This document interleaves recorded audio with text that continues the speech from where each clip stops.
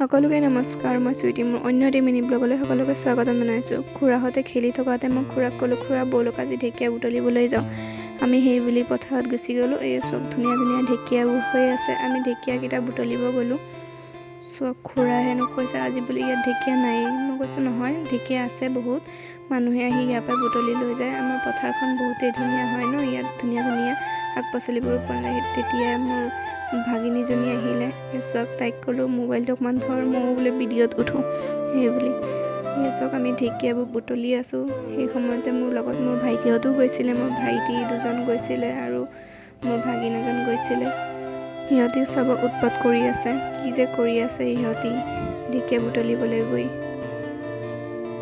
ঢেকীয়া সিহঁতি বুটলিবই নোৱাৰিলে, কাৰণ সিহঁতি ভালকৈ বোলে চিনিয়ে নাপায় সেই বুলি।